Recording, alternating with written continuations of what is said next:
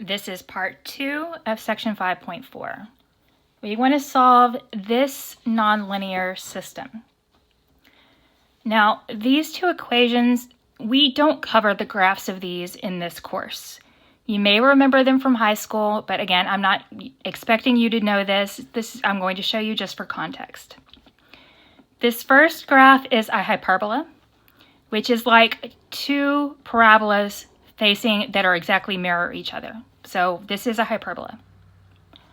This is an ellipse, which is an oval. So let's think about possibilities. If this is my hyperbola, I could draw an oval right like that, and how many times do I intersect? I could have 4 solutions. I could have 1 solution. I could have 2 solutions. I could have no solutions. Let's see. Let's separate these so we can tell them apart. Can we have 3 solutions? Yeah, I think so. Touch there, there, and there. So I have somewhere between 0 and 4 solutions here. Let's look here. Okay, I can use substitution here. It's easy enough to solve for y squared. There's a y squared here. You don't have to solve just for y. As long as you solve for something that appears in the other equation, you could do that. So if I solve this one for y squared, I could take that and plug it in right here. But this is also set up for the addition method.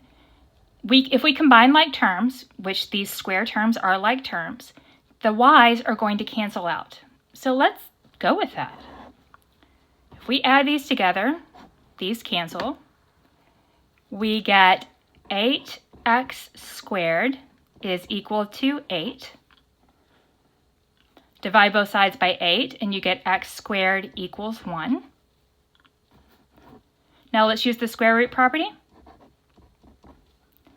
And our x value is either plus or minus the square root of 1, which is 1. Okay, so I have at least 2 solutions because I have 2 different x values. Now I'm going to take this and I need to plug it in somewhere to see what we get. So since we're going to be solving for y and this one is a positive y, I'm going to plug in here. So I'm going to check x equal to positive 1 first. I'm going to figure out what goes with this.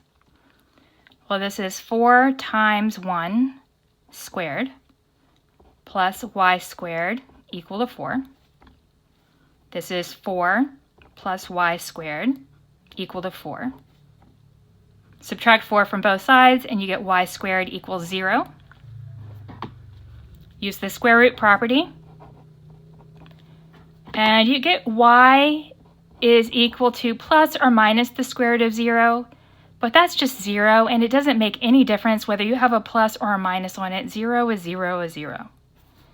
So right here, I have the point 1, 0. Now let's check negative 1. And that gives me 4 times negative 1 in parentheses squared plus y squared is equal to 4. When you square negative 1, you get positive 1. So this is again 4 plus y squared equal to 4. Subtract 4 and you're at y squared equal to 0 again. So just like over here, y is equal to plus or minus the square root of 0, which is 0. So in this case, we only have 2 solutions. And the graph of this would look like this. We have hyperbolas like this, and you have your ellipse or your oval right here, and you're touching here and here. Again, you're not expected to know these graphs. This is just context. Everything here is graphical, and if you think in terms of graphs, you will start to see some applications of this. Okay. This last one. I have x squared minus 2y is equal to 8, and x squared plus y squared is equal to 16. This is a parabola. This is a circle.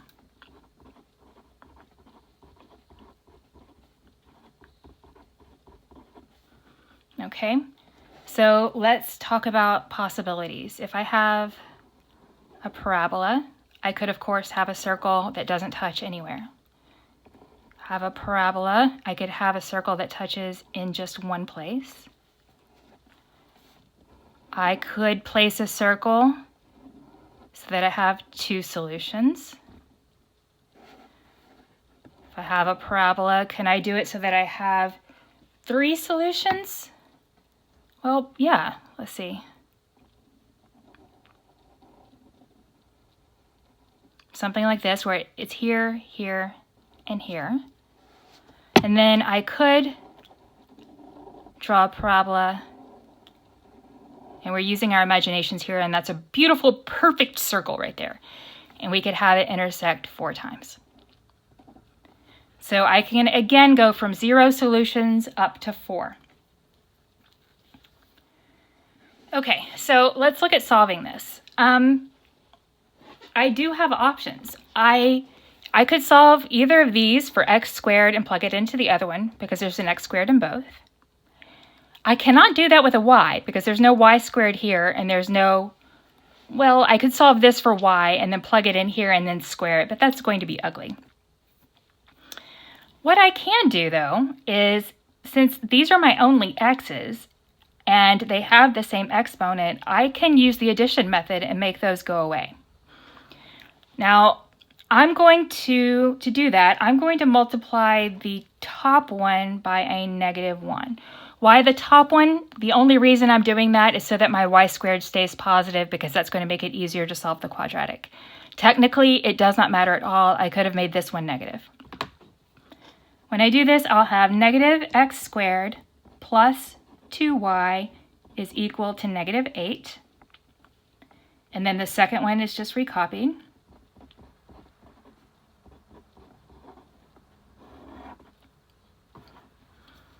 And what I end up with here, make sure you don't add these together, they're not like terms.